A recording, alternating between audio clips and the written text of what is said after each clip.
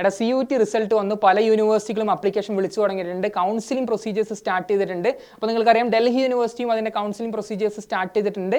അപ്പോൾ അതുമായിട്ട് ബന്ധപ്പെട്ടുകൊണ്ട് ഒരുപാട് കുട്ടികൾ ചോദിച്ചിട്ടുണ്ടായിരുന്നു എങ്ങനെയാണ് CSAS വഴി അതിൻ്റെ പ്രൊസീജിയേഴ്സ് വഴി അപ്ലൈ ചെയ്യുക, അതുപോലെ തന്നെ എന്തൊക്കെ കാര്യങ്ങളാണ് ശ്രദ്ധിക്കേണ്ടതെന്നുള്ളത്. ഞാൻ നേരത്തെ പറഞ്ഞതുപോലെ ഡൽഹി യൂണിവേഴ്സിറ്റിൻ്റെ ഒരു കൗൺസിലിംഗ് പ്രൊസീജിയർ എന്ന് പറയുന്നത് CSAS common seat allocation system എന്ന് പറയുന്ന ആ ഒരു സിസ്റ്റം വഴിയാണ്. അപ്പോൾ അതുമായിട്ട് ബന്ധപ്പെട്ടുള്ള ഒരു ഡീറ്റെയിൽഡ് ആയിട്ടുള്ള ഒരു വീഡിയോ ആണ്. നിങ്ങൾക്കറിയാം നിങ്ങൾ CUT എക്സാമിന് വേണ്ടിയിട്ട് നിങ്ങൾ പ്രിപ്പയർ ചെയ്യുന്നു, അതുപോലെ തന്നെ എക്സാമിന് അപ്ലൈ ചെയ്ത് എക്സാം അറ്റൻഡ് ചെയ്യുന്നു, ശേഷം സ്കോർ കാർഡും കൂടെ റിലീസ് ചെയ്യുന്നു. അപ്പോൾ ആ ഒരു സ്റ്റേജ് വരെയാണ് നിങ്ങൾ ഇപ്പോൾ എത്തി നിൽക്കുന്നത്. ഇനി നിങ്ങൾ ഓരോ യൂണിവേഴ്സിറ്റികളുമായിട്ട് ബന്ധപ്പെട്ടുകൊണ്ട് നിങ്ങൾ അഡ്മിഷൻ പ്രൊസീജിയേഴ്സ് പൂർത്തീകരിക്കണം എന്നുള്ളതാണ്. അപ്പം ഓരോ യൂണിവേഴ്സിറ്റിൻ്റെയും കൗൺസിലിംഗ് പ്രൊസീജിയേഴ്സിൽ പങ്കെടുക്കുന്ന സമയത്താണ് നിങ്ങൾ അവരുടെ റാങ്ക് ലിസ്റ്റിൽ വരികയും നിങ്ങൾക്കൊരു യൂണിവേഴ്സിറ്റിയിൽ നിങ്ങൾക്ക് ഒരു പ്രോഗ്രാമിൽ സീറ്റ് ഉറപ്പിക്കാൻ അല്ലെങ്കിൽ അഡ്മിഷൻ ലഭിക്കാൻ വേണ്ടി പറ്റുക എന്നുള്ളതാണ്. അപ്പോൾ നമ്മൾ CSAS എന്ന് പറയുന്ന ഡൽഹി യൂണിവേഴ്സിറ്റിൻ്റെ കൗൺസിലിംഗ് പ്രൊസീജിയറുമായിട്ട് ബന്ധപ്പെട്ടുള്ള വീഡിയോ ആണ്. നമ്മൾ ഡയറക്റ്റ്ലി നമ്മൾ വീഡിയോയിലോട്ട് പോവാണ്. ഞാൻ നേരത്തെ പറഞ്ഞതുപോലെ കോമൺ സീറ്റ് അലൊക്കേഷൻ സിസ്റ്റം എന്നുള്ളതാണ് ഡൽഹി യൂണിവേഴ്സിറ്റിൻ്റെ കൗൺസിലിംഗ് പ്രൊസീജിയേഴ്സിനെ നമ്മൾ വിളിക്കുന്നത്. എടാ നിങ്ങൾക്കറിയാം CUT എക്സാമിൽ പല യൂണിവേഴ്സിറ്റികളും പങ്കെടുക്കുന്നുണ്ട്. അതിൽ സെൻട്രൽ യൂണിവേഴ്സിറ്റികളുണ്ട്, സ്റ്റേറ്റ് യൂണിവേഴ്സിറ്റി ഉണ്ട്, പ്രൈവറ്റ് യൂണിവേഴ്സിറ്റീസും മറ്റു ഡീംഡ് ടു ബി യൂണിവേഴ്സിറ്റീസും ഐക്കർ പോലെയുള്ള മറ്റ് ഗവൺമെൻറ് ഇൻസ്റ്റിറ്റ്യൂഷൻസും ഈ ഒരു CUT എക്സാമിൻ്റെ ഭാഗമാണെന്നുള്ളത് അറിയാം. എന്തുകൊണ്ട് നിങ്ങൾ ഡൽഹി യൂണിവേഴ്സിറ്റിയിൽ അപ്ലൈ ചെയ്യണമെന്നുള്ള ഒരു ചോദ്യം ചോദിച്ചു കഴിഞ്ഞാൽ അതിലുള്ള പ്രധാനപ്പെട്ട ഒരു കാര്യം എന്ന് പറയുന്നത് നിങ്ങൾക്കറിയാം 15 ലക്ഷം വിദ്യാർത്ഥികൾ എഴുതുന്ന രാജ്യത്തെ തന്നെ പ്രധാനപ്പെട്ട ദേശീയ പ്രാധാന്യമുള്ള രാജ്യത്തെ ഏറ്റവും കൂടുതൽ ആൾക്കാർ എഴുതുന്ന രണ്ടാമത്തെ ഒരു എക്സാമാണ് CUT എന്ന് പറയുന്നത്. ആകെ 15 ലക്ഷം വിദ്യാർത്ഥികൾ എഴുതുകയും അതിൽ 1 ലക്ഷം പേർക്ക് മാത്രം സീറ്റ് കിട്ടുകയും ചെയ്യുന്ന ഈ ഒരു എക്സാമിൽ ഏറ്റവും കൂടുതൽ സീറ്റുകൾ പ്രൊവൈഡ് ചെയ്യുന്നത് ഡൽഹി യൂണിവേഴ്സിറ്റിയാണ്.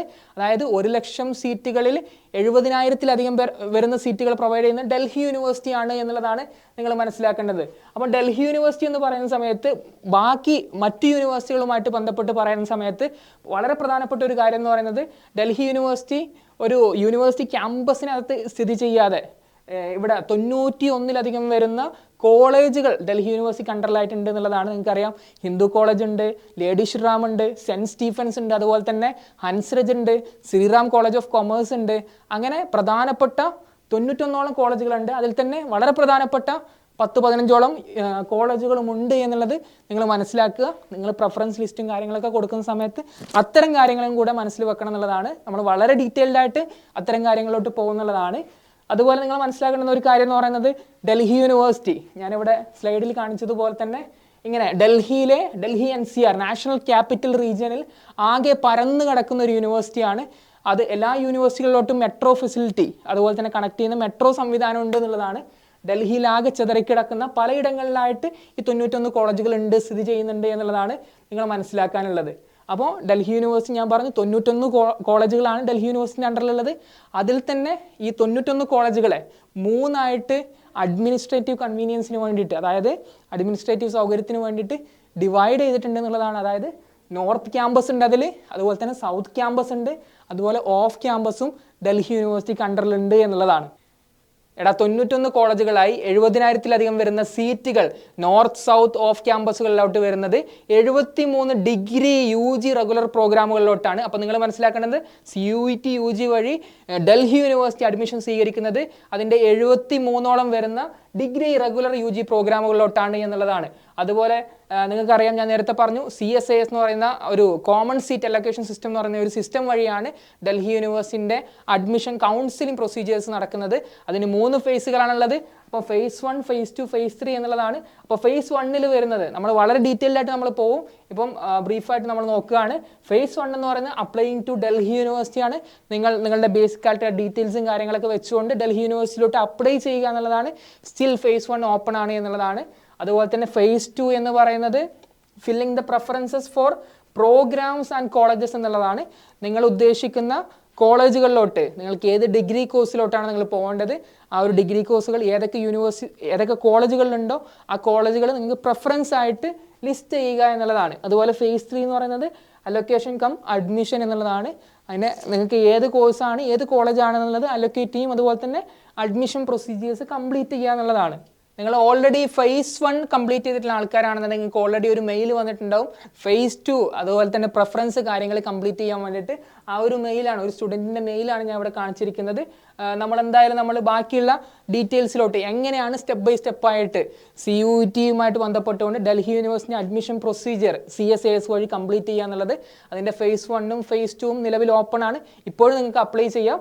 അപ്പോൾ അതെങ്ങനെയാണ് ചെയ്യുക എന്നുള്ളത് സ്റ്റെപ്പ് ബൈ സ്റ്റെപ്പ് ആയിട്ടുള്ള ഒരു വീഡിയോ ആണ്. നിങ്ങൾ അവസാനം വരെ കാണുക. നമ്മൾ ഓരോ കാര്യങ്ങളും വളരെ കൃത്യമായിട്ട് നോക്കുന്നുള്ളതാണ്. അപ്പോൾ നമ്മൾ യൂണിവേഴ്സിറ്റിൻ്റെ ഒഫീഷ്യൽ വെബ്സൈറ്റിൽ നിന്നും നമ്മൾ എങ്ങനെയാണ് CSAS പോർട്ടലിലോട്ട് പോകുക എന്നുള്ള കാര്യം നമ്മൾ ലിങ്ക് നേരെ ക്ലിക്ക് ചെയ്തിട്ടുണ്ടായിരുന്നു. ഒന്നുകൂടെ കാണിച്ചു തരികയാണ്. നിങ്ങൾ ഈ ഒരു റെഡ് ഇങ്കിൽ CSAS UG എന്ന് പറയുന്ന ഈ ഒരു റെഡ് ലിങ്കിൽ, അതിന് താഴെയുള്ള ബ്ലൂ ഇങ്കിൽ രജിസ്ട്രേഷൻ ലിങ്കിൽ ക്ലിക്ക് ചെയ്യുകയാണെന്നുണ്ടെങ്കിൽ നിങ്ങൾ ഡയറക്റ്റ്ലി CSAS പോർട്ടലിലോട്ട് പോകുന്നുള്ളതാണ്. അപ്പോൾ ഇവിടെ നിങ്ങളുടെ അടുത്ത് ചോദിക്കുന്നുണ്ട് ഓൾറെഡി രജിസ്റ്റേർഡ് ആണോ എന്നുള്ളൊരു കാര്യം. നിങ്ങൾ CUET ആപ്ലിക്കേഷൻ നമ്പറും അതിൻ്റെ പാസ്വേഡും കൊടുത്തിട്ട് നിങ്ങൾക്ക് ഇവിടെ ലോഗിൻ ചെയ്യാന്നുള്ളതാണ്. അപ്പം CUET-യിൽ നിങ്ങൾ പങ്കെടുത്ത് എക്സാം എഴുതി സ്കോർ കാർഡ് വന്ന് അങ്ങനെ CUET എക്സാം എഴുതിയിട്ടുള്ള ആൾക്കാർക്ക് മാത്രമായിരിക്കും എന്താവുക ഈ ഒരു പോർട്ടൽ അപ്ലൈ ചെയ്യാൻ വേണ്ടിയിട്ട് പറ്റുക എന്നുള്ളത് നിങ്ങൾ പ്രത്യേകം ശ്രദ്ധിക്കുക. ഇവിടെ ഒരുപാട് കാര്യങ്ങൾ നിർദ്ദേശങ്ങൾ കൊടുത്തിട്ടുണ്ട്. Admission to all under graduate programmes of university of Delhi for the academic session 2025 to 2026 will be through CSAS UG. CSAS UG വഴി മാത്രമായിരിക്കും ഉണ്ടാവുക അഡ്മിഷൻ എന്നുള്ളത്. അതുപോലെ തന്നെ പല കാര്യങ്ങളും പറയുന്നത് CUET എക്സാം എഴുതിയിരിക്കണം എന്ന് പറഞ്ഞിട്ടുണ്ട്. നമ്മൾ നേരത്തെ പറഞ്ഞു phase 1 എന്ന് പറയുന്നത് ഡൽഹി യൂണിവേഴ്സിറ്റിയിലോട്ട് അപ്ലൈ ചെയ്യുന്നതാണ്. phase 2 എന്ന് പറയുന്നത് നിങ്ങൾ പ്രിഫറൻസ് ലിസ്റ്റ് ഫില്ല് ചെയ്യുന്നതാണ്. നിങ്ങളുടെ പ്രോഗ്രാമുകളും കോളേജുകളും ഫില്ല് ചെയ്യുക എന്നുള്ളത്. phase 3 എന്ന് പറയുന്നത് അതിൻ്റെ അലൊക്കേഷൻ കം അഡ്മിഷൻ ആണ്. നിങ്ങൾക്ക് സീറ്റും കോളേജും അലൊക്കേറ്റ് ചെയ്യുന്നു, നിങ്ങൾ അഡ്മിഷൻ എടുക്കുക, ഫീസ് അടക്കുക, യൂണിവേഴ്സിറ്റിയിൽ ജോയിൻ ചെയ്യുക എന്നുള്ളതാണ് phase 3 വരുന്നത്. പിന്നെ ഇതിൻ്റെ ഒരു രജിസ്ട്രേഷൻ ഫീസ് ആയിട്ട് വരുന്നത് നിങ്ങൾക്കറിയാം, നിങ്ങൾ അൺറിസർവ്ഡ് അല്ലെങ്കിൽ ജനറൽ കാറ്റഗറി ആണെന്നുണ്ടെങ്കിൽ, അല്ലെങ്കിൽ OBC നോൺ ക്രിമിലെയർ, അതായത് 8 ലക്ഷത്തിന് താഴെ വരുമാനമുള്ള OBC-കാരാണെന്നുണ്ടെങ്കിൽ അതിൻ്റെ സർട്ടിഫിക്കറ്റ് ഉണ്ടെന്നുണ്ടെങ്കിൽ, അതുപോലെ EWS എക്കണോമിക്കലി വീക്കർ സെക്ഷൻ ആണെന്നുണ്ടെങ്കിൽ ഈ ഒരു കാറ്റഗറിക്കൊക്കെ വരുന്നത് 250 രൂപയാണ് നിങ്ങൾ ഫീസായിട്ട് അപ്ലൈ ചെയ്യാൻ വേണ്ടിയിട്ട് കൊടുക്കുന്നത്. പിന്നെ ഇനി നിങ്ങൾ SC ST PWD കാറ്റഗറിയിൽ പെടുന്ന ആൾക്കാരാണെന്നുണ്ടെങ്കിൽ 100 രൂപയാണ് അപേക്ഷ ഫീസായിട്ട് വരുന്നത്. ആ കാര്യങ്ങൾ ശ്രദ്ധിക്കുക. അതുപോലെ candidates applying for BFA BSc അതുപോലെ തന്നെ BA honours musics will have to pay an additional fee of ₹400. Non refundable ആണ്. നിങ്ങളിപ്പോൾ BFA അതുപോലെ തന്നെ BSc BA ഹോണേഴ്സ് മ്യൂസിക് ഇതൊക്കെ എടുക്കുന്ന ആൾക്കാരാണെന്നുണ്ടെങ്കിൽ നിങ്ങൾ അഡീഷണൽ ആയിട്ട് നിങ്ങൾ ജനറൽ കാറ്റഗറി ആണെന്നുണ്ടെങ്കിൽ 250 അല്ലെങ്കിൽ SC ST ആണെന്നുണ്ടെങ്കിൽ 100 രൂപയും അതിന് പുറമെ ഒരു 400 രൂപയും കൂടെ കൊടുക്കണം എന്നുള്ളത് പ്രത്യേകമായിട്ട് അവിടെ കൊടുത്തിട്ടുണ്ട്. അതുപോലെ തന്നെ for applying ECA and sports supernumerary quota there is an additional fee of ₹100. EC അല്ലെങ്കിൽ സ്പോർട്സ് സൂപ്പർ ന്യൂമറി കോട്ടയിലാണെങ്കിൽ 100 രൂപ അഡീഷണൽ ആയിട്ട് വരുമെന്ന് പറയുന്നുണ്ട്. അതുപോലെ തന്നെ the online application process will be considered completed only after the realization of the CSAS UG 2025 application fee. Candidates must check their dashboard email admission website എന്നുള്ളത് പല കാര്യങ്ങളും അവിടെ കൊടുത്തിട്ടുണ്ട്. അതായത് നിങ്ങൾ CSAS വഴി കൗൺസിലിംഗ് പ്രൊസീജിയേഴ്സ് കംപ്ലീറ്റ് ചെയ്യുന്ന വഴി മാത്രമാണ് ഡൽഹി യൂണിവേഴ്സിറ്റിയിൽ അഡ്മിഷൻ കിട്ടുക. അതുപോലെ തന്നെ നിങ്ങൾ റെഗുലറായിട്ട് നിങ്ങളുടെ മെയിലും അതുപോലെ തന്നെ CSAS-ൻ്റെ ഡാഷ്ബോർഡും അതുപോലെ അഡ്മിഷൻ വെബ്സൈറ്റും സന്ദർശിച്ചുകൊണ്ടിരിക്കണം. അപ്ഡേറ്റ്സ് കാര്യങ്ങൾ വരും. നമ്മൾ ഈ ഒരു യൂട്യൂബ് ചാനലിലൂടെ നിങ്ങൾക്കത് തരുന്നുള്ളതാണ്. അപ്പോൾ യൂട്യൂബ് ചാനൽ നിങ്ങൾ സബ്സ്ക്രൈബ് ചെയ്യുക വളരെ വ്യക്തമായിട്ടുള്ളതാണ്. അപ്പോൾ നമ്മൾ ആപ്ലിക്കേഷൻ നമ്പറും അതിൻ്റെ പാസ്വേഡും കൊടുത്തിട്ട് ലോഗിൻ ചെയ്യാൻ വേണ്ടിയിട്ട് പോവാണ്. ഞാൻ ഓൾറെഡി ആപ്ലിക്കേഷൻ നമ്പറും പാസ്വേഡും സേവ് ചെയ്തിട്ടുണ്ട്. അപ്പോൾ അത് വെച്ചിട്ട് ഞാൻ ലോഗിൻ ചെയ്യുന്നു. അപ്പോൾ ഇങ്ങനെ ഒരു വിൻഡോയിലോട്ടാണ് പോവുക. ഇമ്പോർട്ടൻ്റ് ആയിട്ടുള്ള ഇൻസ്ട്രക്ഷൻസ് കൊടുത്തിട്ടുണ്ട്. നിങ്ങൾ ആപ്ലിക്കേഷൻ ഫോം ഫില്ല് ചെയ്യുന്നതിന് മുമ്പായിട്ട് നിങ്ങൾ ശ്രദ്ധിക്കേണ്ടത്. അപ്പോൾ എന്തൊക്കെ ഡോക്യുമെൻറ്റ്സ് ആണ്, എന്തൊക്കെ സർട്ടിഫിക്കറ്റ്സ് ആണ് നിങ്ങൾ കയ്യിൽ നിങ്ങൾ അപ്ലൈ ചെയ്യുന്ന സമയത്ത് ഉണ്ടായിരിക്കട്ടെന്ന് പറഞ്ഞിട്ടുണ്ട്. അതുപോലെ നിങ്ങൾ സ്ക്രീനിൽ കാണുന്ന പോലെ തന്നെ ഇവിടെ നിങ്ങൾക്ക് കാണാൻ വേണ്ടിയിട്ട് പറ്റും. നിങ്ങൾക്കറിയാം, നിങ്ങൾ photo copy of all the documents listed below, എല്ലാത്തിൻ്റെയും ഫോട്ടോ കോപ്പി നിങ്ങളുടെ കയ്യിലുണ്ടായിരിക്കണം. അപ്ലൈ ചെയ്യുന്ന സമയത്ത് അതിൽ ക്ലാസ് 10 സർട്ടിഫിക്കറ്റ് വേണമെന്ന് പറഞ്ഞിട്ടുണ്ട്. ഇവിടെ ശ്രദ്ധിക്കുക, ക്ലാസ് 10 സർട്ടിഫിക്കറ്റ് വേണമെന്ന് പറഞ്ഞിട്ടുണ്ട്. അതുപോലെ തന്നെ ക്ലാസ് 12 സർട്ടിഫിക്കറ്റ് അതിൻ്റെ മാർക്ക് ഷീറ്റ് വേണം. ഇനി നിങ്ങൾ SC ST അതുപോലെ തന്നെ OBC non creamy layer EWS economically weaker സെക്ഷനിൽ പെട്ടുള്ള ആൾക്കാർ, അതുപോലെ മൈനോറിറ്റി ക്രിസ്ത്യൻ സിഖ് മൈനോറിറ്റി, അതുപോലെ CW കാറ്റഗറി പെട്ടുള്ള ആൾക്കാർ, അല്ലെങ്കിൽ അതുപോലെ തന്നെ കാശ്മീരി മൈഗ്രൻ്റ് PWD സർട്ടിഫിക്കറ്റ് ആ ഒരു കാറ്റഗറി പെട്ടുള്ള ആൾക്കാർ ആ ഒരു സർട്ടിഫിക്കറ്റ്സും കൂടെ ഹാജരാക്കണം എന്നുള്ള കാര്യം, അല്ലെങ്കിൽ അപ്ലൈ ചെയ്യുന്ന സമയത്ത് നിങ്ങളുടെ കയ്യിൽ ഉണ്ടായിരിക്കണം എന്നുള്ള കാര്യം പറഞ്ഞിട്ടുണ്ട്. അതുപോലെ മറ്റു സർട്ടിഫിക്കറ്റ്സ് എന്ന് പറയുന്നത്. ഇതാണ് ജനറൽ ആയിട്ട് നിങ്ങളുടെ അടുത്ത് പറയാനുള്ളത്. നിങ്ങളുടെ 10th മാർക്ക് ഷീറ്റ് വേണം, 12th മാർക്ക് ഷീറ്റ് വേണം, അതുപോലെ നിങ്ങൾ ഏതെങ്കിലും കാറ്റഗറിയിൽ പെട്ടിട്ടുള്ള ആൾക്കാരാണെങ്കിൽ അതിൻ്റെ മാർക്ക് ഷീറ്റും കൂടെ വേണം എന്നുള്ളതും പറഞ്ഞിട്ടുണ്ട്. ഇനി നിങ്ങൾ OBC നോൺ ക്രിമിലെയർ 8 ലക്ഷത്തിന് താഴെ വരുമാനമുള്ള OBCയിൽ പെട്ട വിഭാഗത്തിലുള്ള ആൾക്കാരാണെന്നുണ്ടെങ്കിൽ നിങ്ങൾ മാർച്ച് 31 മുമ്പുള്ള സർട്ടിഫിക്കറ്റാണ് നിങ്ങൾ ഹാജരാക്കേണ്ടത്. അതുപോലെ എക്കണോമിക്കലി വീക്കർ സെക്ഷനിലുള്ള ആൾക്കാരാണ് നിങ്ങളെങ്കിൽ നിങ്ങൾ ഇതേപോലെ മാർച്ച് 31 മുമ്പുള്ള സർട്ടിഫിക്കറ്റ് ഹാജരാക്കണം എന്നുള്ളത് പറഞ്ഞിട്ടുണ്ട്. അപ്പോൾ അത് നിങ്ങൾ പ്രധാനമായിട്ടും ശ്രദ്ധിക്കുക എന്നുള്ളതാണ് അടുത്ത് പറയാനുള്ളത്. അതുപോലെ ഇതാണ് നിങ്ങൾക്ക് ജനറൽ ആയിട്ട് പറയാനുള്ളത്. അപ്പോൾ ഓരോ കാറ്റഗറിയിൽ പെട്ടിട്ടുള്ള ആൾക്കാരെയും സംബന്ധിച്ചുള്ള കാര്യങ്ങൾ താഴെ ചുവടെ കൊടുത്തിട്ടുണ്ട്. നിങ്ങൾ ECA സ്പോർട്സ് സൂപ്പർ ന്യൂമറി കോട്ട വഴി കയറുന്ന കുട്ടികളാണെന്നുണ്ടെങ്കിൽ, ആ ഒരു റിസർവേഷൻ വഴി അപ്ലൈ ചെയ്യുന്ന കുട്ടികളാണെങ്കിൽ അതിൻ്റെ കാര്യങ്ങൾ വായിച്ചു നോക്കുക. പിന്നെ BSc physical education, health education, sports ആ ഒരു വിഭാഗത്തിൽപ്പെട്ടുള്ള ആൾക്കാരാണെങ്കിൽ മെഡിക്കൽ ഫിറ്റ്നസ് സർട്ടിഫിക്കറ്റും അതുപോലെ നിങ്ങളുടെ സ്പോർട്സിൻ്റെ പ്രൊഫിഷ്യൻസി പ്രൂവ് ചെയ്യുന്ന 3 സർട്ടിഫിക്കറ്റ്സും ഹാജരാക്കാൻ വേണ്ടിയിട്ട് പറഞ്ഞിട്ടുണ്ട്, അല്ലെങ്കിൽ അതിൽ അപ്ലോഡ് ചെയ്യാൻ വേണ്ടിയിട്ട് പറഞ്ഞിട്ടുണ്ട് എന്നുള്ളതാണ്.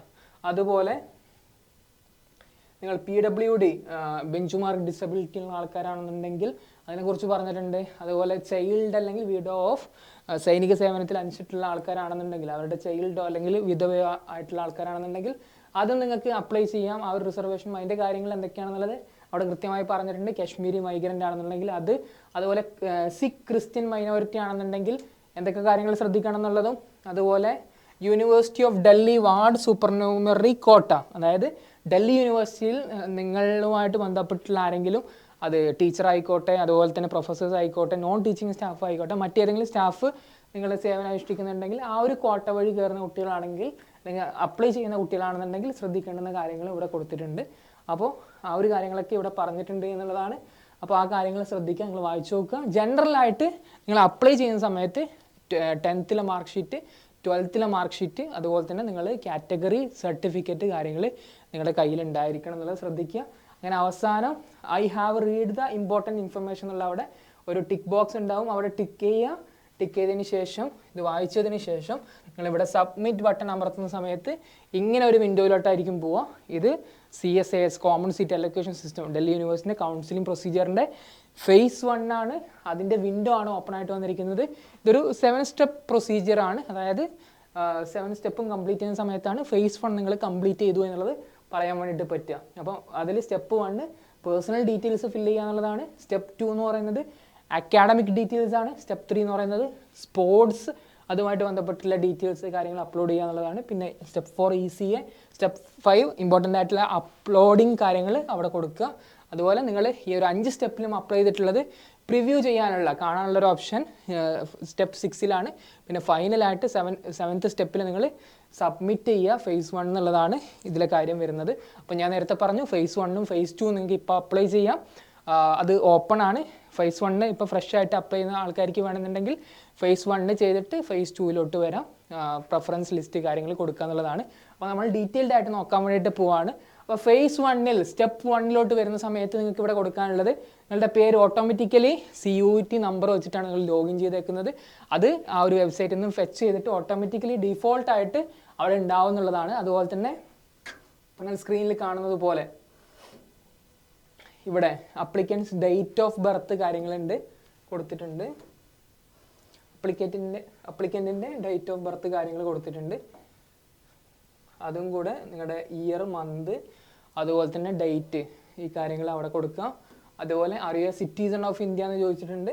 നിങ്ങൾ സിറ്റിസൺ ഓഫ് ഇന്ത്യ നോ എന്നുള്ളത് ഇവിടെ യെസ് കൊടുക്കുക. അതുപോലെ തന്നെ നിങ്ങൾ ഏതാണ് ജെൻഡർ, ഫീമെയിൽ ആണോ മെയിൽ ആണോ അല്ലെങ്കിൽ അതർ ജെൻഡറിൽ പെടുന്ന ആൾക്കാരാണോ ആ കാര്യങ്ങൾ കൊടുക്കുക. അതുപോലെ കാറ്റഗറി അൺറിസർവ്ഡ്, നിങ്ങൾ ജനറൽ ആണോ അല്ലെങ്കിൽ OBC NCL ആണോ SC ST ആണോ EWS ആണോ അത് കൊടുക്കാനുള്ളൊരു ഓപ്ഷൻ ഉണ്ട്. OBC നോൺ ക്രിമിലെയർ അതിൽ പെട്ടിട്ടുള്ള ആൾക്കാരാണെങ്കിൽ അങ്ങനെ ഒരു ഓപ്ഷൻ കൊടുക്കുക. അൺറിസർവ്ഡ് ആണെങ്കിൽ അൺറിസർവ്ഡ് കൊടുക്കുക. ബാക്കിയുള്ള ഓപ്ഷൻസ് കൊടുക്കാനുള്ള ഒരു ഇടാണ് ഇവിടെ എന്നുള്ളത് മനസ്സിലാക്കുക. അതുപോലെ തന്നെ apply to minority colleges as, അതായത് ചില കോളേജുകൾ ഡൽഹി യൂണിവേഴ്സിറ്റി അണ്ടറിലുള്ള ചില കോളേജുകൾ മൈനോറിറ്റി കോളേജസ് ആണ്. അതിൽ സിഖ് വിഭാഗത്തിൽപ്പെട്ടുള്ള ആൾക്കാർക്കും അതുപോലെ ക്രിസ്ത്യൻ വിഭാഗത്തിൽപ്പെട്ടുള്ള ആൾക്കാരും അതിൽ സെർട്ടൈൻ നമ്പർ ഓഫ് സീറ്റ്സ് അവർക്ക് റിസർവ് ചെയ്തിട്ടുള്ളതാണ്. അപ്പോൾ അതിന് വേണ്ടിയിട്ടാണ് ഇവിടെ apply to minority colleges as Christian minority, Sikh minority ഇതിൽപ്പെട്ട ആൾക്കാരാണ് നിങ്ങൾ എന്നുണ്ടെങ്കിൽ നിങ്ങൾക്കും അവിടെ കൊടുക്കാം എന്നുള്ളതാണ്. ഓക്കെ, നോട്ട് അപ്ലിക്കബിൾ ആണെന്നുണ്ടെങ്കിൽ നോട്ട് അപ്ലിക്കബിൾ കൊടുക്കുക. പിന്നെ നിങ്ങളുടെ സ്റ്റേറ്റ് ഏതാണെന്നുള്ളത് ഇവിടെ നിങ്ങൾ കേരള ചൂസ് ചെയ്യുക. അതുപോലെ തന്നെ സെലക്ട് കമ്മ്യൂണിറ്റി ചോദിച്ചിട്ടുണ്ട്. നിങ്ങൾ ഏതെങ്കിലും കമ്മ്യൂണിറ്റിയിൽ പെടുന്ന ആളാണെന്നുണ്ടെങ്കിൽ അത് നിങ്ങൾക്ക് ഇവിടെ കൊടുക്കാനുള്ള ഒരു ഓപ്ഷൻ ഉണ്ട് എന്നുള്ളതാണ്. ഓക്കെ, അതുപോലെ നിങ്ങൾ ചെയ്യാനുള്ളത് സർട്ടിഫിക്കറ്റ് ഇഷ്യൂ ഡേറ്റ് ഇവിടെ ചോദിച്ചിട്ടുണ്ട്. അതായത് സർട്ടിഫിക്കറ്റ് ഇഷ്യൂ അതോറിറ്റി, ആരാണ് നിങ്ങളുടെ സർട്ടിഫിക്കറ്റ് ഇഷ്യൂ ചെയ്തിട്ടുള്ളത് അതിൻ്റെ ഡേറ്റ് ഇവിടെ സെലക്ട് ചെയ്യുക. നിങ്ങൾ ഏത് വിഭാഗത്തിൽ പെടുന്നു എന്നുള്ളത്, OBC ആണോ, OBC NCL ആണോ, SC ST ആണോ, EWS ആണോ. ഞാനിവിടെ OBC നോൺ ക്രിയാമി കൊടുത്തതുകൊണ്ടാണ് ഇവിടെ സർട്ടിഫിക്കറ്റ് കാര്യങ്ങൾ ചോദിച്ചിട്ടുള്ളത്. അൺറിസർവ്ഡ് ആണെന്നുണ്ടെങ്കിൽ ഇവിടെ ചോദിക്കൂല എന്നുള്ളത് മനസ്സിലാക്കുക. അപ്പോൾ ഞാൻ OBC കൊടുക്കുമ്പോൾ സർട്ടിഫിക്കറ്റ് ഇഷ്യൂ ചെയ്തിട്ടുള്ള ഡേറ്റും അതുപോലെ സർട്ടിഫിക്കറ്റ് ഇഷ്യൂ ചെയ്തിട്ടുള്ള അതോറിറ്റി, നിങ്ങളിപ്പോൾ സെൻട്രൽ പർപ്പസിനാണെന്നുണ്ടെങ്കിൽ OBC NCL സർട്ടിഫിക്കറ്റ് ആണെന്നുണ്ടെങ്കിൽ അത് തഹസിൽദാറാണ് ഒപ്പിടേണ്ടത്. ഗവൺമെൻറ് ഓഫ് കേരളയിൽ തഹസിൽദാറാണ് ഒപ്പിടേണ്ടത്. പിന്നെ സർട്ടിഫിക്കറ്റ് നമ്പറും ഇവിടെ ചോദിച്ചിട്ടുണ്ട് എന്നുള്ളതാണ്. അതുപോലെ നിങ്ങളുടെ അഡ്മിഷൻസ് കാര്യങ്ങൾ ബന്ധപ്പെട്ടിട്ടുള്ള ഇമെയിൽ ID അത് ഓട്ടോമാറ്റിക്കലി ഫെച്ച് ചെയ്തിട്ടുണ്ട് CUETൻ്റെ വെബ്സൈറ്റിൽ നിങ്ങൾ ഡീറ്റെയിൽസ് കൊടുത്തപ്പോൾ. ഓൾട്ടർനേറ്റ് ഇമെയിൽ വേണമെന്നുണ്ടെങ്കിൽ നിങ്ങൾക്ക് ഇവിടെ കൊടുക്കാം. അതുപോലെ തന്നെ മൊബൈൽ നമ്പർ ഓട്ടോമാറ്റിക്കലി ഫെച്ച് ചെയ്തിട്ടുണ്ട്. ഓൾട്ടർനേറ്റ് മൊബൈൽ നമ്പർ വേണമെന്നുണ്ടെങ്കിൽ കോളേജ് കാര്യങ്ങൾക്കൊക്കെ ബന്ധപ്പെടാൻ വേണ്ടിയിട്ട് നിങ്ങൾക്ക് ഇവിടെ കൊടുക്കാം എന്നുള്ളതാണ്, നിങ്ങളുടെ പാരൻസിൻ്റെയോ മറ്റാരുടെയെങ്കിലും. അതുപോലെ സ്റ്റേറ്റ് ഓഫ് ഡൊമിസൈൽ, നിങ്ങൾ ഏത് സംസ്ഥാനത്താണ് നിങ്ങൾ താമസിക്കുന്നത്, ഏത് സംസ്ഥാനക്കാരാണ്, കേരള കൊടുക്കുക, ചൂസ് ചെയ്യുക. അതുപോലെ തന്നെ ആനുവൽ ഫാമിലി ഇൻകം എത്രയാണെന്ന് ചോദിച്ചിട്ടുണ്ട്. അത് ബിലോ 4 lakh ആണോ, ബിറ്റ്വീൻ 4 ലക്ഷത്തിനും 8 ലക്ഷത്തിനും ഇടയിലാണോ, 8 ലക്ഷത്തിന് മുകളിലാണോ എന്നുള്ളത് നിങ്ങൾ സെലക്ട് ചെയ്യാൻ നോക്കിയിട്ട്. അതുപോലെ തന്നെ നിങ്ങളുടെ ആർ എ സിംഗിൾ ഗേൾഡ് ചൈൽഡ്, നിങ്ങളുടെ പാരൻസിൻ്റെ ഒറ്റ സിംഗിൾ ഗേൾ ചൈൽഡാണ് നിങ്ങളെന്നുണ്ടെങ്കിൽ യെസ് എന്ന് കൊടുക്കുക, അല്ലാന്നുണ്ടെങ്കിൽ നോട്ട് അപ്ലിക്കബിൾ എന്ന് കൊടുക്കുക. ഈസ് യുവർ പാരൻറ്റ് സിംഗിൾ ആണോ വിധവയാണോ എന്നുള്ളതാണ് ചോദിച്ചിട്ടുള്ളത്. അങ്ങനെയാണെന്നുണ്ടെങ്കിൽ യെസ് കൊടുക്കുക, ഇല്ലെങ്കിൽ നോട്ട് അപ്ലിക്കബിൾ കൊടുക്കുക. ആർ യു ആൻ ഓർഫൻ ആണെന്ന് ചോദിച്ചിട്ടുണ്ട്. അപ്ലിക്കബിൾ ആണെങ്കിൽ യെസ് കൊടുക്കുക, അല്ലാന്നുണ്ടെങ്കിൽ നോട്ട് അപ്ലിക്കബിൾ കൊടുക്കുക എന്നുള്ളതാണ്. പിന്നെ മദറിൻ്റെ പേര് ചോദിച്ചിട്ടുണ്ട്. മദറിൻ്റെ ഓക്യുപ്പേഷൻ, മദർ എന്താ ചെയ്യുന്നത് എന്നുള്ളത് കൊടുത്തിട്ടുണ്ട്. ഏത് ഫീൽഡിനാണോ വർക്ക് ചെയ്യുന്നത്, അൺഎംപ്ലോയിഡ് ആണോ അല്ലെങ്കിൽ സെൽഫ് എംപ്ലോയിഡ് ആണോ, പിന്നെ നോട്ട് അപ്ലിക്കബിൾ ആണോ എല്ലാം നിങ്ങൾക്ക് ചൂസ് ചെയ്യാം. പിന്നെ മദേഴ്സ് ഓഫീസ് അഡ്രസ്സ്, അത് വലിയ കാര്യമായിട്ട് എടുക്കേണ്ട ആവശ്യമില്ല.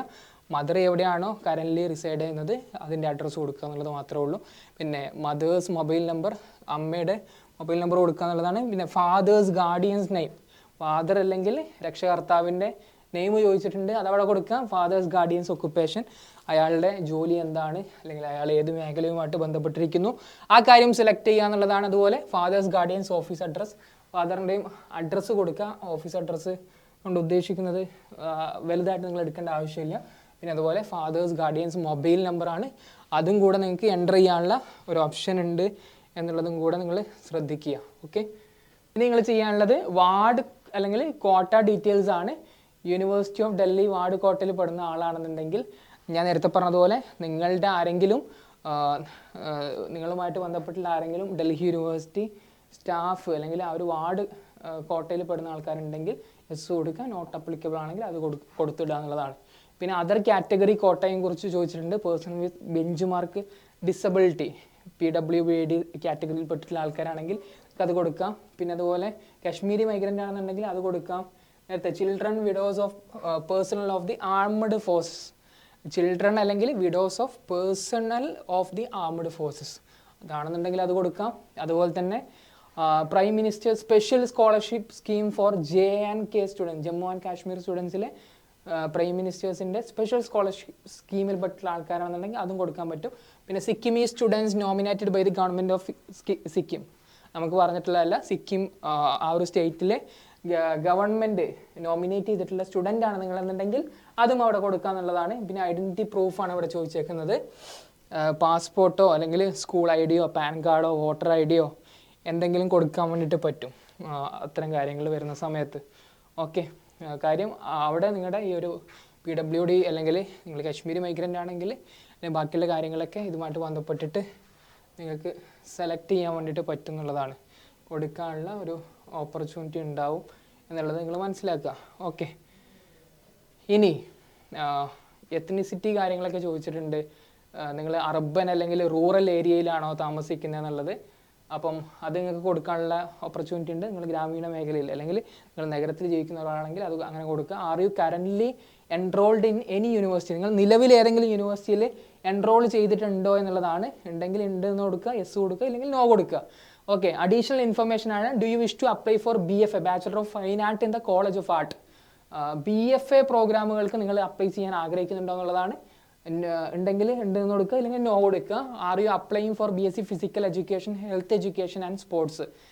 BSc physical education, health education, sports ഈ ഒരു കോഴ്സുകളിലോട്ട് നിങ്ങൾ അപ്ലൈ ചെയ്യുന്നുണ്ടോ എന്നുള്ളതാണ്. ഉണ്ടെങ്കിൽ ഉണ്ടെന്ന് കൊടുക്കുക, ഇല്ലെങ്കിൽ ഇല്ലാന്ന് കൊടുക്കുക.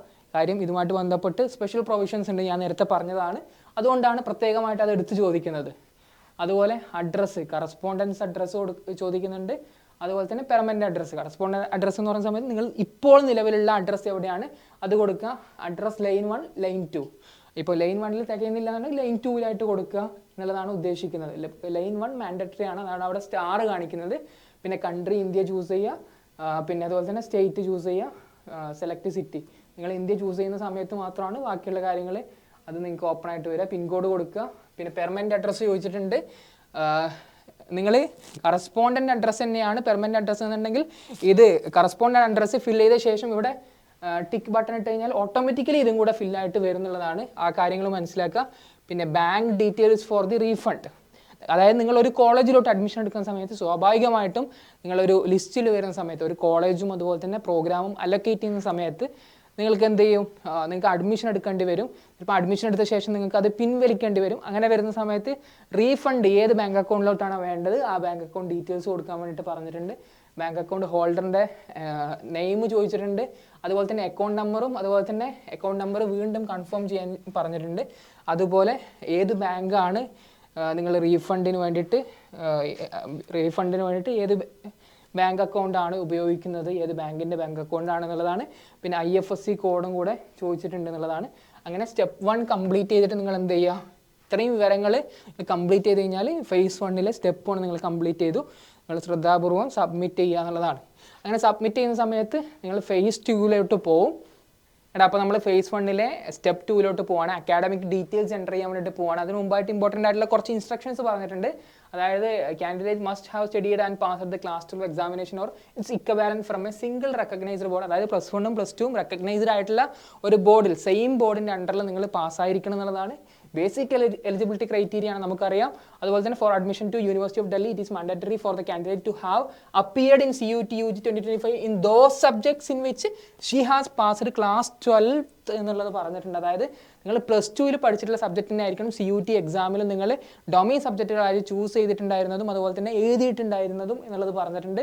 Then candidates are encouraged to enter all the subject they have studied to generate the widest possible range for the purpose of tie breaking എന്നുള്ളതാണ്. നിങ്ങൾക്കറിയാം ഡൽഹി യൂണിവേഴ്സിറ്റിയിൽ ഏത് യൂണിവേഴ്സിറ്റി ആയി കഴിഞ്ഞാൽ ടൈ ബ്രേക്കിംഗ് എന്ന് പറഞ്ഞുള്ള ഒരു സംവിധാനമുണ്ട്. അതായത് നിങ്ങൾക്കൊപ്പം എക്സാം ചെയ്തിട്ടുള്ള കാൻഡിഡേറ്റ്സും ഒരേ മാർക്കാണെന്നുണ്ടെങ്കിൽ അവിടെ ഒരു ടൈ ബ്രേക്കിംഗ് വരും. അപ്പോൾ നിങ്ങൾ ഏത് കോഴ്സിൽ എന്താണോ എലിജിബിലിറ്റി പറഞ്ഞിട്ടുള്ളത്, ഏതൊക്കെ പേപ്പേഴ്സാണോ പറഞ്ഞിട്ടുള്ളത് അത് കൃത്യമായിട്ടും എൻ്റർ ചെയ്തിരിക്കണം. അങ്ങനെ വൈഡസ്റ്റ് പോസിബിലിറ്റി ഉറപ്പുവരുത്തണം എന്നതാണ്. നിങ്ങൾ ടെൻഷൻ ആവേണ്ട ആവശ്യമില്ല. ഞാൻ പറയുന്ന എല്ലാ കാര്യങ്ങളും കൃത്യമായിട്ട് എൻ്റർ ചെയ്താൽ മാത്രം മതിയാവുന്നതാണ്. പിന്നെ candidate must enter their class 12 marks carefully. നിങ്ങൾ +2 മാർക്ക് കൃത്യമായിട്ട് അപ്ലോഡ് ചെയ്തിരിക്കണം. Enter the marks of the all the subject in which the candidate has passed class 12. The mark sheet contains both class 11 and 12 marks. Only the class 12 mark must be entered. അതായത് നിങ്ങളുടെ mark ഷീറ്റിൽ +1ൻ്റെയും +2ൻ്റെയും marks combined ആയിട്ടാണ് ഇട്ടിരിക്കുന്നതെന്നുണ്ടെങ്കിൽ class 12ൻ്റെ മാത്രമായിരിക്കണം നിങ്ങൾ enter ചെയ്യേണ്ടത്. Class 11ൻ്റെ 11ാം ക്ലാസ്സിൽ marks enter ചെയ്യേണ്ട ആവശ്യമില്ല. Class 12ൻ്റെ മാത്രം എൻ്റർ ചെയ്താൽ മതി എന്നുള്ളതാണ്. പിന്നെ അതുപോലെ enter the marks of the all the subjects in which candidate has passed class 12 if the mark sheet contain again ഞാൻ വായിച്ചു തന്നെയാണ്. If the theory or the practical breakup is not specified for a paper the candidate must enter only the marks in the theory section for that a paper and enter 0 in the maximum marks and marks obtained section of practical. അതായത് നിങ്ങളുടെ class 12ലെ mark ഷീറ്റിൽ നിങ്ങൾ തിയറിയും പ്രാക്ടിക്കലും separate ആയിട്ട് ഒരു breakup അല്ലെങ്കിൽ ഒരു segregation നടത്തിയിട്ടില്ല എന്നുണ്ടെങ്കിൽ നിങ്ങൾ ആ തിയറിൻ്റെ മാർക്ക് മാത്രമായിരിക്കണം നിങ്ങൾ എൻ്റർ ചെയ്യേണ്ടത്.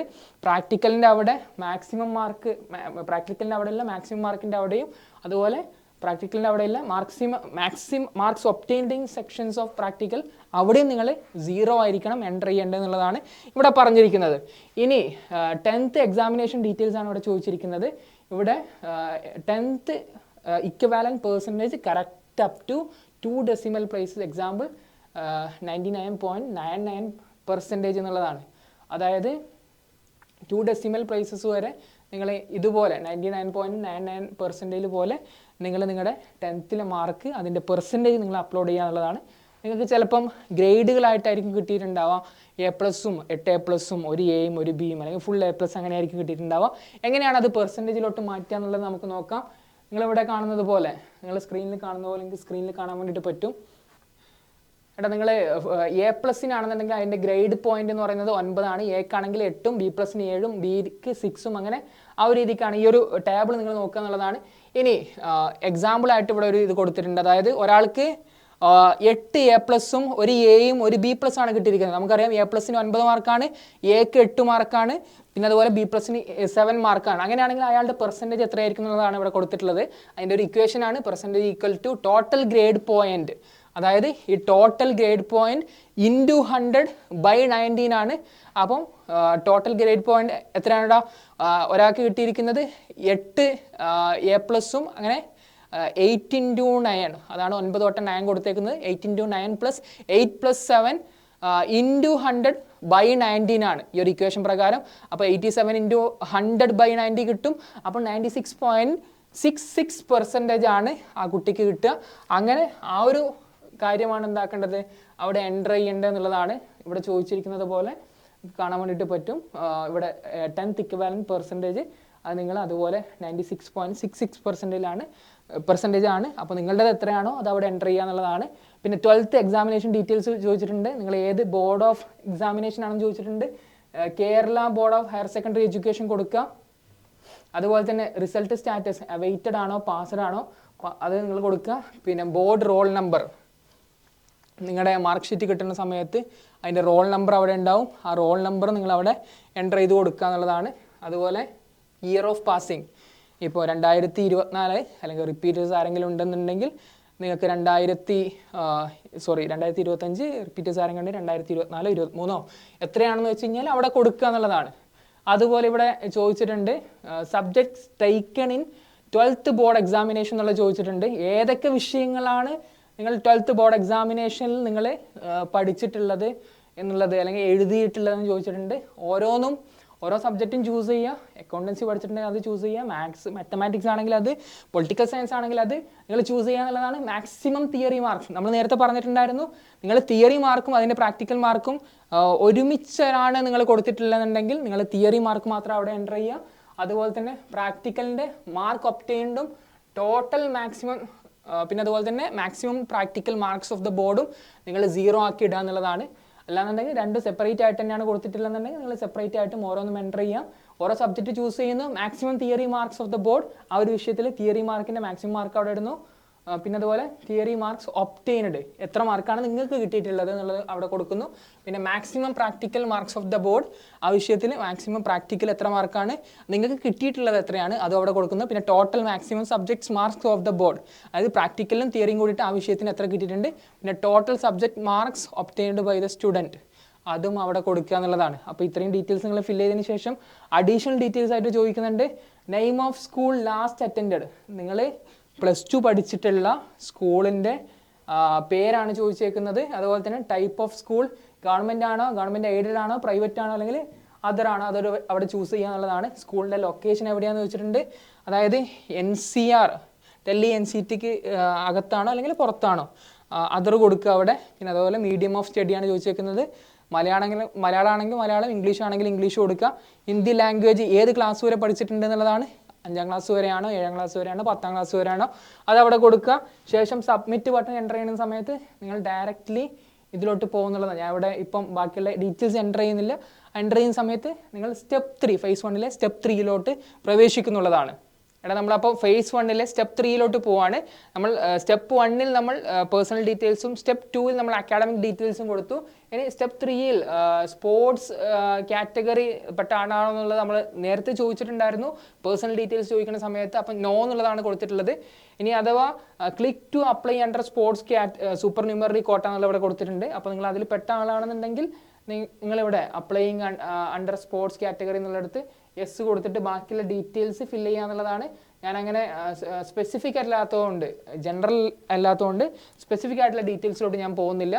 അപ്പോൾ ഞാൻ എന്ത് ചെയ്യുന്നു, നേരെ അക്കാഡമിക് ഡീറ്റെയിൽസിലോട്ട് വന്നിട്ട് ഞാൻ ഇതേപോലെ നേരെ സ്പോർട്സിലോട്ട് വരുന്നു. ഞാൻ ആ ഒരു ക്വാർട്ടറിൽപ്പെട്ട ആളല്ല, അപ്പോൾ ഞാൻ നെക്സ്റ്റ് കൊടുക്കുന്നു. ECA എന്ന് പറയുന്നൊരു സ്റ്റെപ്പിലോട്ടാണ് ഫോർത്ത് നമ്മൾ പോകുന്നത്. അതായത് എക്സ്ട്രാ കരിക്കുലർ ആക്ടിവിറ്റീസ് എന്നാണ് ഉദ്ദേശിക്കുന്നത്. നിങ്ങൾ NSS, NCC, അതുപോലെ തന്നെ യോഗ, ഡാൻസ്, ക്വിസ്, അതുപോലെയുള്ള നാഷണൽ ക്യാമ്പുകളിലും നാഷണൽ ഇവൻറ്റുകളിലും പങ്കെടുത്തിട്ട് നിങ്ങൾ സർട്ടിഫിക്കറ്റ് കാര്യങ്ങൾ ഉണ്ടെന്നുണ്ടെങ്കിൽ നിങ്ങൾക്ക് ഇതിൻ്റെ അണ്ടറിൽ അപ്ലൈ ചെയ്യാന്നുള്ളതാണ്. അപ്പോൾ ഇതിലും ഞാൻ കാറ്റഗറിയിൽ നോ ആണ് കൊടുത്തേക്കുന്നത്. അപ്പോൾ അത്തരം സർട്ടിഫിക്കറ്റ് കാര്യങ്ങളുണ്ടെങ്കിൽ അപ്ലൈയിങ് അണ്ടർ ECA കാറ്റഗറി എന്ന് പറഞ്ഞിട്ട് അവിടെ നിങ്ങൾ യെസ് കൊടുക്കുക.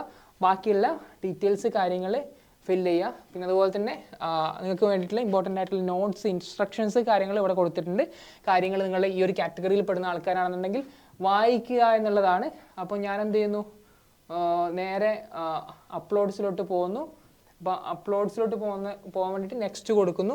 ഇവിടെ നമ്മുടെ അടുത്ത് കുറച്ച് വിവരങ്ങളാണ് ചോദിച്ചിട്ടുള്ളത്. ഓട്ടോമാറ്റിക്കലി നമ്മൾ CUET-ൻ്റെ ആപ്ലിക്കേഷൻ നമ്പറും അതുപോലെ പാസ്വേഡും വെച്ചിട്ടാണ് ലോഗിൻ ചെയ്തിട്ടുള്ളത്.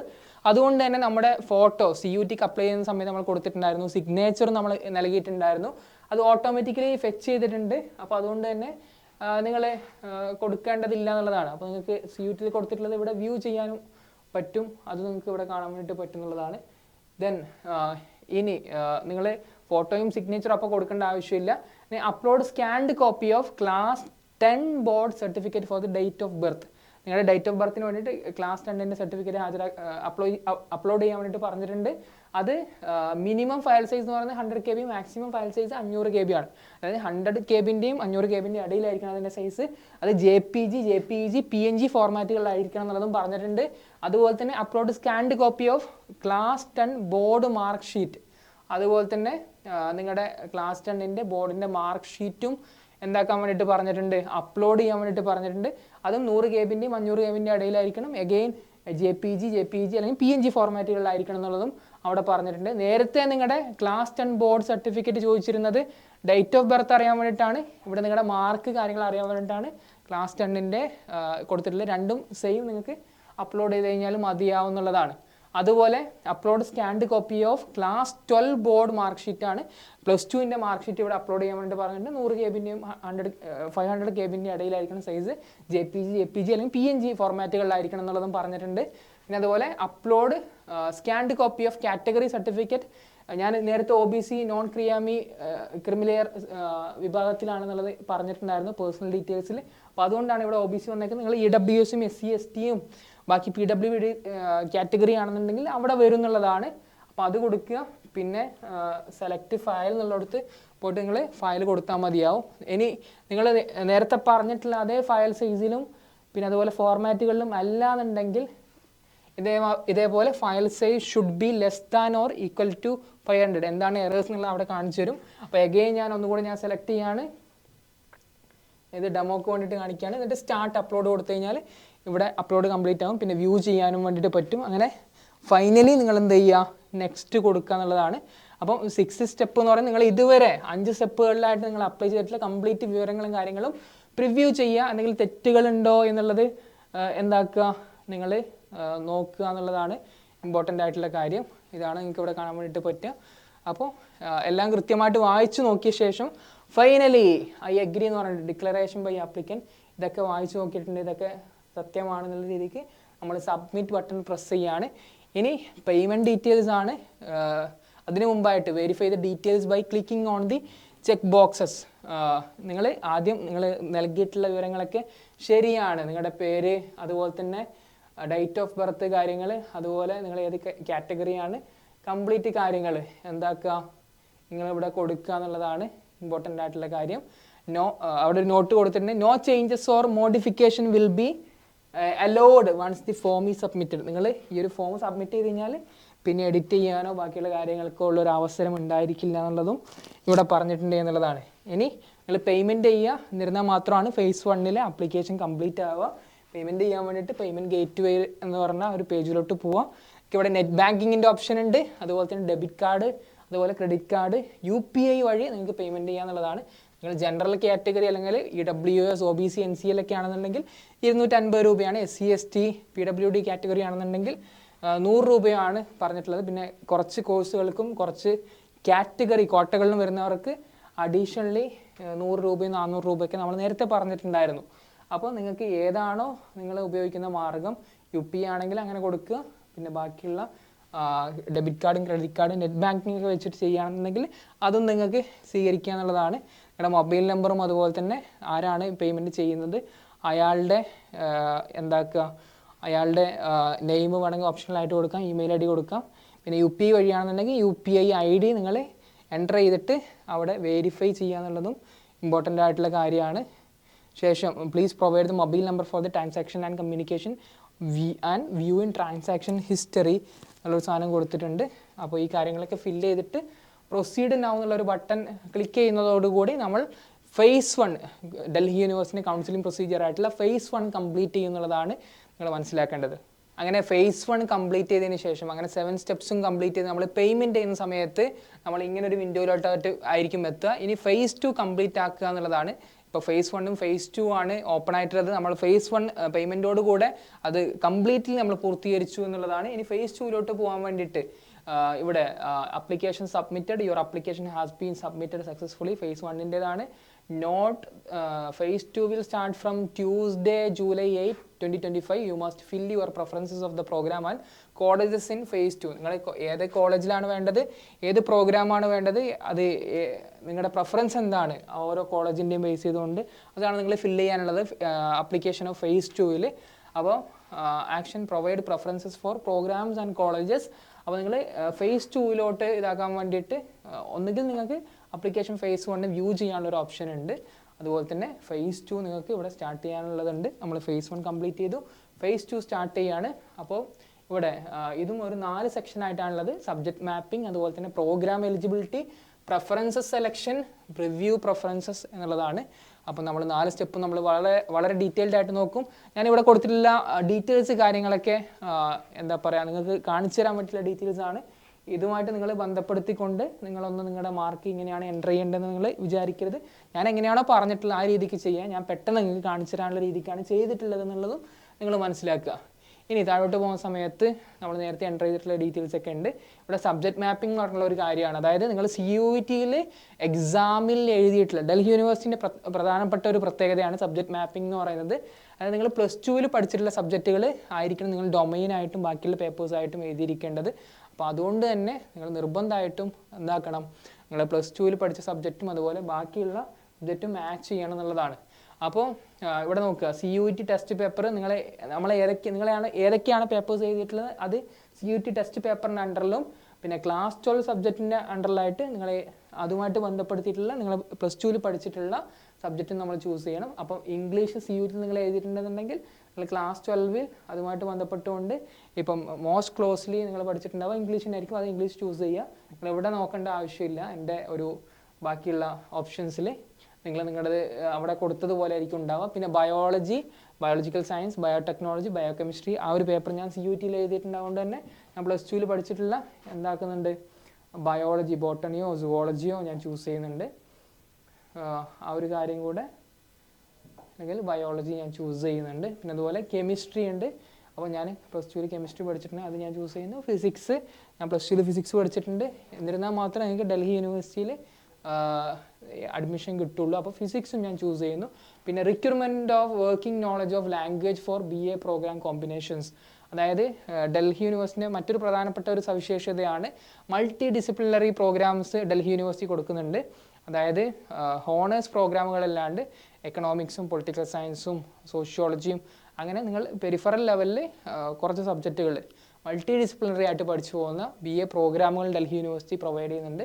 അപ്പോൾ അതിൽ ചില ഇതിൽ ലാംഗ്വേജസ് വരുന്നുണ്ട്. അപ്പോൾ നിങ്ങൾക്ക് ഏതൊക്കെ ലാംഗ്വേജസ് അറിയാം എന്നുള്ളതിനെ ബേസ് ചെയ്തുകൊണ്ടായിരിക്കും എന്താവുക ആ ഒരു BA പ്രോഗ്രാമിലോട്ട് സെലക്ഷൻ കിട്ടുക. അതിന് വേണ്ടിയിട്ടാണ് ഇത് ചോദിച്ചേക്കുന്നത്. അപ്പോൾ നിങ്ങൾക്ക് ഇംഗ്ലീഷ് അറിയാമെന്നുണ്ടെങ്കിൽ അല്ലെങ്കിൽ പഠിച്ചിട്ടുണ്ടെന്നുണ്ടെങ്കിൽ എന്താക്കുക, നിങ്ങൾ യെസ് കൊടുക്കുക, അല്ലെങ്കിൽ നിങ്ങൾ എന്താക്കുക നോ കൊടുത്തിടുക എന്നുള്ളതാണ്. അങ്ങനെ ഓരോന്നും ചൂസ് ചെയ്യുന്നു. പിന്നെ അതുപോലെ മാത്തമാറ്റിക്സ്, അപ്ലൈഡ് മാത്തമാറ്റിക്സ് അല്ലെങ്കിൽ statistics, computer application, computer science, അത് കോർ ഡിസിപ്ലിനായിട്ട് വരുന്ന BA പ്രോഗ്രാമുകളിൽ അതുമായിട്ട് ബന്ധിപ്പിച്ചുകൊണ്ടാണ് പറഞ്ഞിരിക്കുന്നത്. അതുകൊണ്ട് തന്നെ ഇവിടെ നിങ്ങൾ അത് പഠിച്ചിട്ടുണ്ടെന്നുണ്ടെങ്കിൽ യെസ് കൊടുക്കുക, ഇല്ലെങ്കിൽ നോ കൊടുക്കുക എന്നുള്ളതാണ് ഇമ്പോർട്ടൻ്റ് ആയിട്ട്. പിന്നെ ഇവിടെ ചോദിച്ചിട്ടുണ്ട്, I declare that I have done correct class 12 subject mapping with CUT test papers. ഞാൻ CUTയിൽ എഴുതിയിട്ടുള്ള പേപ്പേഴ്സുമായിട്ട് ഞാൻ +2 പഠിച്ച മാർക്കുമായിട്ട് ബന്ധപ്പെടുത്തിക്കൊണ്ട് സബ്ജക്റ്റ് മാപ്പ് ചെയ്തിട്ടുണ്ട് എന്നുള്ളത് നമ്മൾ ടിക്ക് ബോക്സിൽ ടിക്ക് കൊടുക്കുന്നു. I do hereby solemnly declare that all the informations documents കാര്യങ്ങളൊക്കെ കറക്റ്റ് ആണെന്നുള്ളത് അത് നമ്മൾ അക്നോളജ്മെൻറ്റ് നമ്മൾ കൊടുക്കുന്നു. അതുപോലെ പിന്നെ ചോദിച്ചിരിക്കുന്നത് I confirm that I have verified the marks entered by me of the class 12. These are the same as declared by the issuing boards എന്നുള്ളതാണ്. പിന്നെ I understand providing any wrong or incorrect information may lead to rejection of my allocation form എന്നുള്ളത്. അപ്പോൾ ഇതൊക്കെ നിങ്ങൾക്ക് tick ചെയ്ത് കൊടുക്കുക എന്നുള്ളതാണ് basically പറയാനുള്ളത്. പിന്നെ കുറച്ച് നോട്ട് അവിടെ കൊടുത്തിട്ടുണ്ട്. Mapping of class 12 subject for CUT test paper is required for details related to mapping of subject refer to bulletin of information. ഇതിൻ്റെ കൂടുതൽ വിവരങ്ങൾ സബ്ജക്ട് മാപ്പിനെ കുറിച്ച് അറിയാൻ വേണ്ടിയിട്ട് ബുള്ളറ്റിൻ ഓഫ് ഇൻഫർമേഷൻ അല്ലെങ്കിൽ ആ ഒരു പ്രോസ്പെക്ടസ് വായിക്കുക എന്നുള്ളതാണ് CSISുമായിട്ട് ബന്ധപ്പെട്ടുള്ളത്. പിന്നെ mapping of CUT general test is not required. അതായത് ജനറൽ ടെസ്റ്റ് എന്ന് പറയുന്നത് ഒരു സെക്ഷൻ 3 ഒരു പേപ്പറാണ് നിങ്ങൾ CUT എക്സാം എഴുതുന്ന സമയത്ത്. അപ്പോൾ ജനറൽ ടെസ്റ്റുമായിട്ട് ക്ലോസ്ലി റിലേറ്റഡ് ആയിട്ടുള്ള സബ്ജക്റ്റ് എന്തായിരിക്കില്ല, നിങ്ങൾ +2 പഠിച്ചിട്ടുണ്ടാവില്ല. അപ്പോൾ ജനറൽ ടെസ്റ്റിൻ്റെ സബ്ജക്റ്റ് മാപ്പിംഗ് ആവശ്യമില്ല എന്നുള്ളതാണ് ഇവിടെ പറഞ്ഞിരിക്കുന്നത്. പിന്നെ select not applicable if you have not studied CUT test paper as class 12 subject. നിങ്ങൾ CUTയിൽ എഴുതിയിരിക്കുന്ന പേപ്പർ ക്ലാസ് 12 പഠിച്ചിട്ടില്ല എന്നുണ്ടെങ്കിൽ നോട്ട് അപ്ലിക്കബിൾ എന്ന് കൊടുക്കുക എന്നുള്ളതാണ്. ഓൾറെഡി ചെയ്ത് കഴിഞ്ഞ് if you change or update your class 12 subject mapping your saved preferences data will be reset and you will have to select your preferences again എന്നുള്ള ഒരു കാര്യം അവിടെ പറഞ്ഞിട്ടുണ്ട്. ഞാനിവിടെ സേവ് ആൻഡ് കണ്ടിന്യൂ കൊടുക്കുകയാണ്. അപ്പോൾ ഞാനിവിടെ ബാക്കിയുള്ള കാര്യങ്ങളൊന്നും ഫില്ല് ചെയ്തിട്ടില്ല. ഇത് ഫില്ല് ചെയ്യുകയാണെന്നുണ്ടെങ്കിൽ നെക്സ്റ്റ് സ്റ്റെപ്പിലോട്ട് phase 2 സെക്കൻഡ് സ്റ്റെപ്പിലോട്ട് പോകുന്നുള്ളതാണ്. ഓക്കെ, എടാ നമ്മൾ phase 2 സ്റ്റെപ്പ് 1 നമ്മൾ കംപ്ലീറ്റ് ചെയ്തു. അതായത് സബ്ജക്ട് മാപ്പിംഗ് ആയിരുന്നു. ഇനി സ്റ്റെപ്പ് 2 പോവാണ്. സ്റ്റെപ്പ് 2 എന്ന് പറയുന്നത് പ്രോഗ്രാം എലിജിബിലിറ്റി ആണ്. അത് നിങ്ങൾ നോക്കിയിട്ട് മനസ്സിലാക്കുക എന്നുള്ളതാണ്. ബേസിക്കലി നമ്മൾ CUTൻ്റെ വെബ്സൈറ്റിൽ അത് കൊടുത്തിട്ടുണ്ടായിരുന്നു. അപ്പോൾ ഞാൻ നേരത്തെ പറഞ്ഞില്ല 260 സംതിങ് കോമ്പിനേഷൻസ് ആണ് ഇവിടെ വരുന്നത്. ഞാൻ നേരത്തെ പറഞ്ഞിരുന്നു 73ഓളം വരുന്ന UG റെഗുലർ പ്രോഗ്രാമുകളാണ് ഡൽഹി യൂണിവേഴ്സിറ്റിയിൽ അഡ്മിഷനായിട്ട് കോഴ്സസ് ആയിട്ടുള്ളത് എന്നുള്ളതാണ്. അപ്പം ഒരുപാട് BA പ്രോഗ്രാമുകൾ, ഒരുപാട് മൾട്ടി ഡിസിപ്ലിനറി പ്രോഗ്രാമുകളും ഡൽഹി യൂണിവേഴ്സിറ്റി പ്രൊവൈഡ് ചെയ്യുന്നുണ്ട് എന്നുള്ളതാണ്. അങ്ങനെ ടോട്ടൽ 260ഓളം കോമ്പിനേഷൻസ് എനിക്ക് ഇവിടെ കാണാൻ വേണ്ടിയിട്ട് പറ്റും. അപ്പോൾ നിങ്ങൾ സ്ക്രോൾ ചെയ്യുന്ന സമയത്ത് എനിക്കിത് കംപ്ലീറ്റ് ആയിട്ട് കാണാൻ വേണ്ടിയിട്ട് പറ്റും. ഓരോ പ്രോഗ്രാമുകളും അതിന് ഏതൊക്കെ പേപ്പേഴ്സാണ് CUT നിങ്ങൾ എഴുതിയിരിക്കേണ്ടത് എന്നുള്ളതും അതിൻ്റെ എലിജിബിലിറ്റി ക്രൈറ്റീരിയയും വളരെ വ്യക്തമായിട്ട് ഇവിടെ കൊടുത്തിട്ടുണ്ട് എന്നുള്ളതാണ്. അപ്പോൾ ഇത് വായിച്ച് നോക്കിയ ശേഷം നിങ്ങൾ പ്രൊസീഡ് ടു പ്രിഫറൻസസ് എന്നുള്ള പ്രിഫറൻസ് ഫില്ലിംഗ് എന്നുള്ളതിലോട്ട് പോവുക. അപ്പോൾ ഇങ്ങനൊരു വിൻഡോ ആയിരിക്കും നിങ്ങൾ വരുന്നുണ്ടാവുക. അപ്പോൾ ഇവിടെയാണ് നിങ്ങൾ പ്രിഫറൻസസ് ഫില്ല് ചെയ്യാനുള്ളത്. നിങ്ങളിപ്പം ബോട്ടണി എന്ന് പറഞ്ഞൊരു കോഴ്സാണ് ചൂസ് ചെയ്യാൻ ആഗ്രഹിക്കുന്നത് എന്നുണ്ടെങ്കിൽ ബോട്ടണി നിങ്ങൾ സെലക്ട് ചെയ്യുക, കൊടുക്കുക, അപ്ലൈ ഫിൽറ്റർ കൊടുക്കുക.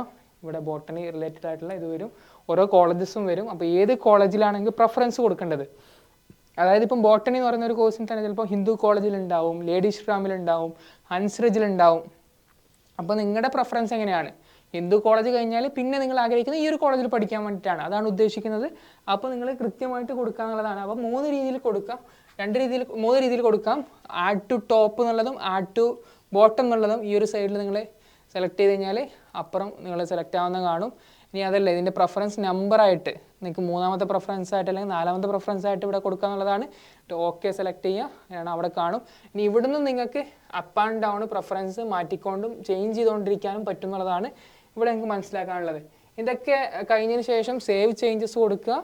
ശേഷം നിങ്ങൾക്ക് ഇവിടെ താഴോട്ട് പോകുന്ന സമയത്ത് പ്രിഫറൻസ് കാണാൻ വേണ്ടിയിട്ട് പറ്റും. ശേഷം നിങ്ങൾ പ്രൊസീഡ് ടു പ്രിവ്യൂ ആണ്, അതിലോട്ടാണ് നിങ്ങൾ പോവുക. അപ്പം പ്രിഫറൻസസ് പ്രിവ്യൂ ചെയ്ത് കാണാൻ വേണ്ടി പറ്റും. നിങ്ങൾ ഏതൊക്കെ കോളേജുകളിലാണ് ഓരോ കോഴ്സിനും, ഒന്നിലധികമുള്ള കോഴ്സസ് ഉണ്ടെങ്കിൽ അത് നിങ്ങൾക്ക് അവിടെ നേരത്തെ കാണിച്ചിട്ടുള്ള ഫിൽറ്റർ ഓപ്ഷനിൽ അപ്ലൈ ഫിൽറ്റർ കൊടുത്തിട്ട് സെലക്ട് ചെയ്യുക, പ്രിഫറൻസ് ആയിട്ട് സെലക്ട് ചെയ്യുക എന്നുള്ളതാണ് നിങ്ങൾ ചെയ്യാനുള്ളത്. അപ്പോൾ സബ്മിറ്റ് പ്രിഫറൻസസ് സെലക്ഷൻ ഞാൻ കൊടുക്കുകയാണ്. അപ്പോൾ അങ്ങനെ വരുന്ന സമയത്ത് ഈ ഒരു പ്രിഫറൻസ് അപ്ലിക്കേഷൻ phase 2 കൂടെ കംപ്ലീറ്റ് ആവും എന്നുള്ളതാണ് നിങ്ങൾ മനസ്സിലാക്കാനുള്ളത്. അപ്പോൾ നിങ്ങൾ നിർബന്ധമായിട്ടും നിങ്ങൾ ചെയ്യാനുള്ള ഒരു കാര്യം എന്ന് പറയുന്നത്, നിങ്ങൾ നിർബന്ധമായിട്ടും ഡൽഹി യൂണിവേഴ്സിറ്റിക്ക് അപ്ലൈ ചെയ്യുക. നിങ്ങൾ ചിലപ്പം നിങ്ങൾക്ക് പ്രിഫറൻസ് ആയിട്ട് മറ്റ് യൂണിവേഴ്സിറ്റികൾ ഉണ്ടാവും. അതായത് നിങ്ങൾ വിചാരിക്കുന്ന ഒരു കോഴ്സ് മറ്റു പല യൂണിവേഴ്സിറ്റികളിലും ഉണ്ടാവും. പക്ഷേ നിങ്ങൾ നിർബന്ധമായിട്ടും ഡൽഹി യൂണിവേഴ്സിറ്റി കൂടെ കൊടുത്തിടുക എന്നുള്ളതാണ് കാര്യം. ആ ഒരു റിസ്ക് എലമെൻറ്റ് ഒഴിവാക്കാൻ വേണ്ടിയിട്ട് ഒരു സ്ഥലത്ത് നിങ്ങൾക്ക് സീറ്റ് കിട്ടുക എന്നുള്ളത്. കാര്യം ഡൽഹി യൂണിവേഴ്സിറ്റിയാണ് ഏറ്റവും കൂടുതൽ സീറ്റുകൾ പ്രൊവൈഡ് ചെയ്യുന്നത്. അപ്പം നിർബന്ധമായിട്ട് നിങ്ങൾ അത് ഒഴിവാക്കാതിരിക്കുക, കൊടുത്തിടുക എന്നുള്ളതാണ്. പിന്നെ ഇനി വരുന്ന ഓരോ കൗൺസിലിങ്ങിൻ്റെ അപ്ഡേറ്റ്സുകൾ നിങ്ങൾക്ക് ലഭിക്കാൻ വേണ്ടിയിട്ട് ഈ ഒരു ചാനൽ സബ്സ്ക്രൈബ് ചെയ്യുക. യൂട്യൂബിൽ പോയിട്ട് മെൻഡർ CUET നിങ്ങൾ ഈ ഒരു വീഡിയോ കാണുകയാണെന്നുണ്ടെങ്കിൽ ഈ ഒരു ചാനൽ താഴെ ഉണ്ടാവും, സബ്സ്ക്രൈബ് ചെയ്യുക, നോട്ടിഫിക്കേഷൻ ഓൺ ചെയ്തിടുക. അതുപോലെ തന്നെ നിങ്ങളുടെ ഫ്രണ്ട്സിലോട്ടും അതുപോലെ CUET എഴുതിയിട്ടുള്ള ഫ്രണ്ട്സിലോട്ടൊക്കെ ഷെയർ ചെയ്യുക എന്നുള്ളതാണ്. നിങ്ങൾക്ക് പ്രിഫറൻസ് ലിസ്റ്റ് ഞാൻ നേരത്തെ പറഞ്ഞതുപോലെ നിങ്ങൾക്ക് കമൻറ്റ് ബോക്സിലോ ഡിസ്ക്രിപ്ഷനിലോ ഡൗൺലോഡ് ചെയ്യാൻ വേണ്ടി പറ്റും. അഡ്മിഷൻ കൗൺസിലിംഗ് വാട്സപ്പ് ഗ്രൂപ്പിൽ നിങ്ങൾക്ക് ഫ്രീ ആയിട്ട് തന്നെ ജോയിൻ ചെയ്യാൻ വേണ്ടി പറ്റും. നിങ്ങൾക്ക് അപ്ഡേറ്റ്സ് വരുന്ന സമയത്ത് ഓൺ ടൈമിൽ അറിയാൻ വേണ്ടി പറ്റുന്നതാണ്. So thank you for watching. Thank you so much.